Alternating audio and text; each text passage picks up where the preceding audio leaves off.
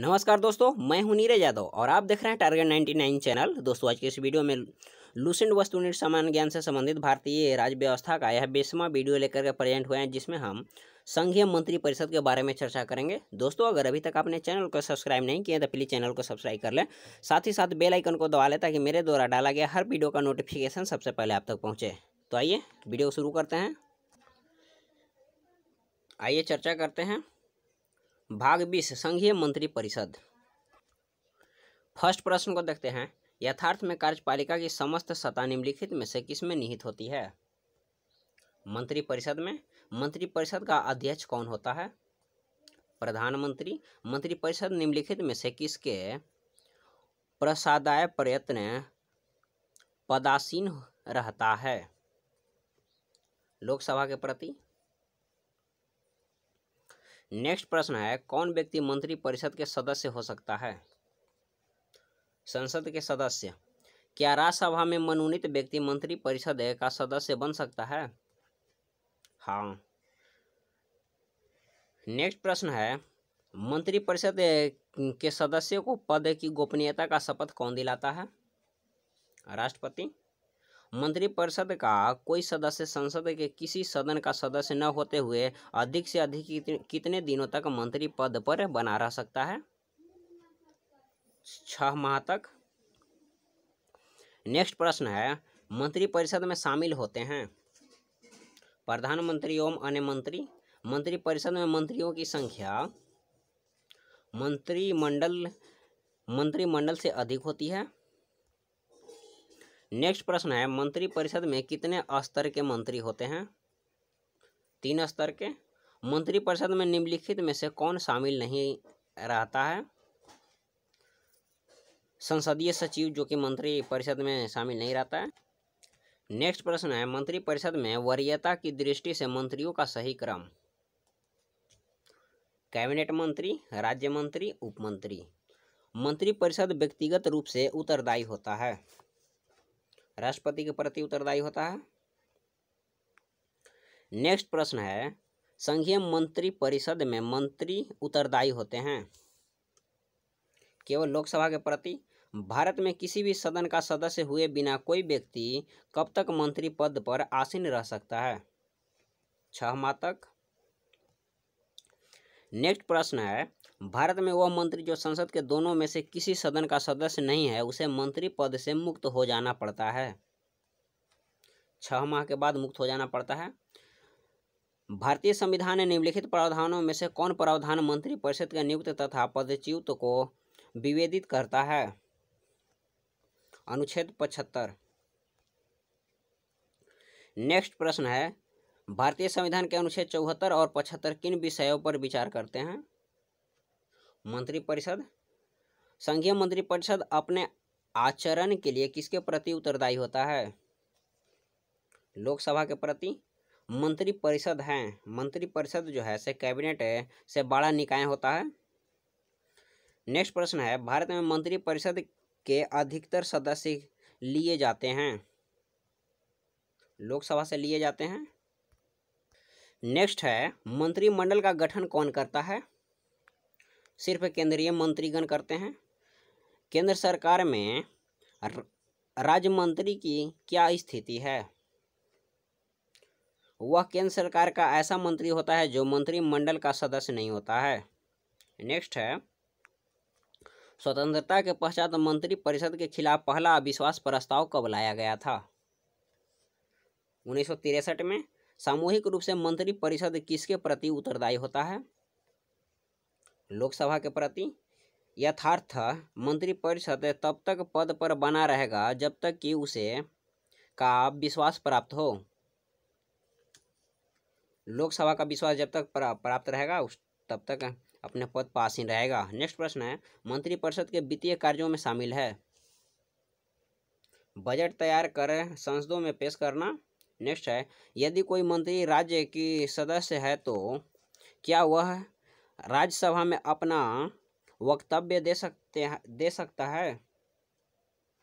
हाँ, दे सकता है। नेक्स्ट प्रश्न है, निम्नलिखित में से किस परिस्थिति में मंत्री परिषद विघटित नहीं हो सकती है? किसी किसी मंत्री के त्यागपत्र से।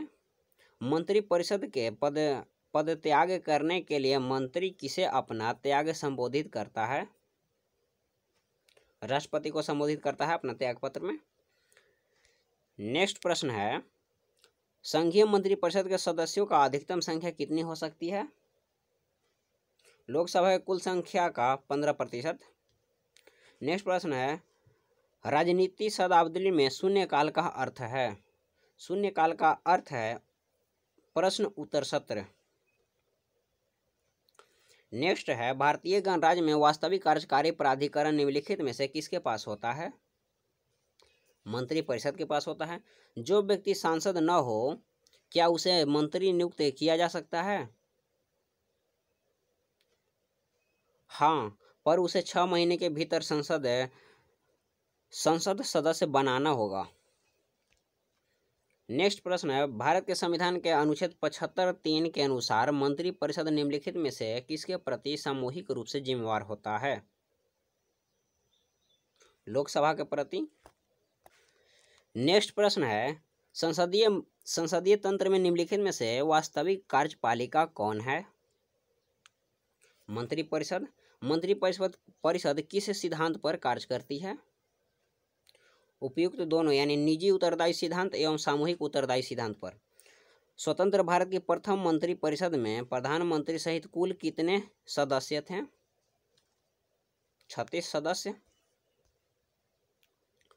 नेक्स्ट प्रश्न है, स्वतंत्र भारत के प्रथम मंत्रिपरिषद में शामिल एकमात्र महिला मंत्री कौन थी? राजकुमारी अमृत कौर। नेक्स्ट प्रश्न है, स्वतंत्र भारत के प्रथम मंत्रिमंडल में केंद्रीय शिक्षा मंत्री कौन थे? मौलाना Abdul Kalam Azad.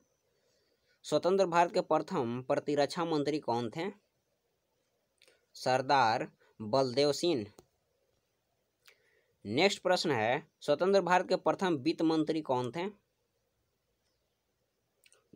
Doctor John Mathai. Next प्रश्न है, स्वतंत्र भारत के प्रथम कानून मंत्री कौन थे?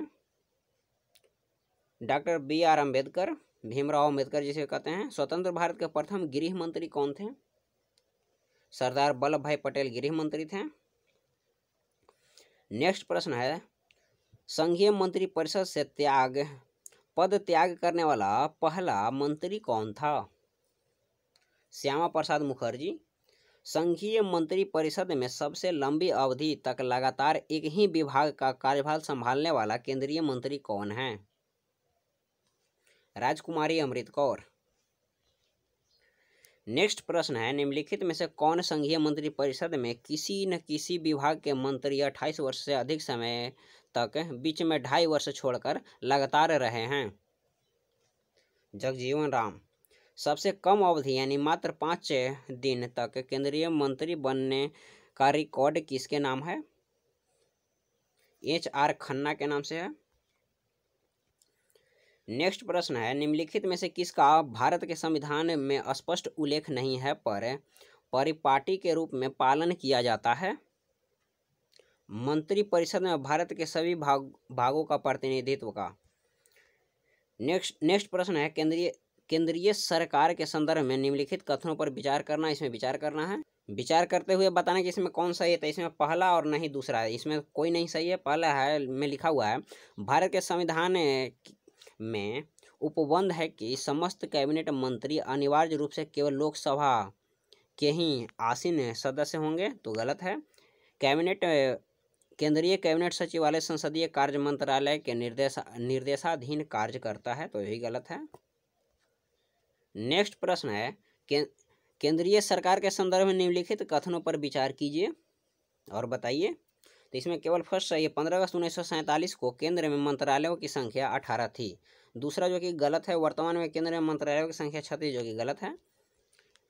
नेक्स्ट प्रश्न है, संघ सरकार के संदर्भ में निम्नलिखित कथनों पर विचार कीजिए और कौन सही है बताना है। तो इसमें केवल दूसरा जो कि सही है, हर एक मंत्रालय को प्रधानमंत्री की सलाह पर भारत के राष्ट्रपति द्वारा किसी मंत्री को प्रदान किया जाता है।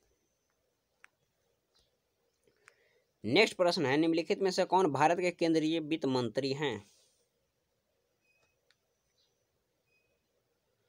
तो इनमें सभी जो कि केंद्रीय मंत्री हैं BP Singh, R Venkataraman, YB Chauhan एवं प्रणब मुखर्जी। नेक्स्ट प्रश्न है, इसमें बताना है कौन सही है कौन गलत है। कथन एवं कारण बताना है, कथन सही है कारण सही है। भारतीय संघ में मंत्री परिषद संयुक्त रूप से लोकसभा और राज्यसभा दोनों के प्रति उत्तरदायी होता है। तो बताना है यह सही है कि गलत। तो यह गलत है। नेक्स्ट है, कारण है लोकसभा और राज्यसभा दोनों सदस्य संसदीय सरकार में मंत्री बनने के लिए पात्रता रखते हैं। तो यह सही है। नेक्स्ट प्रश्न है, निम्नलिखित में से कौन सा एक प्रस्ताव भारत में मंत्री परिषद रख सकती है।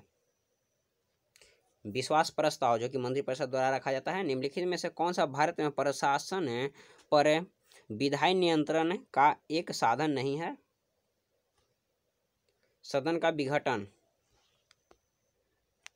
नेक्स्ट एवं आज का आखिरी प्रश्न है, भारतीय संघ का मंत्री परिषद सामूहिक रूप से जिम्मेदार होता है। लोकसभा के लिए जिम्मेदार होता है। दोस्तों आज के वीडियो में बस इतना ही।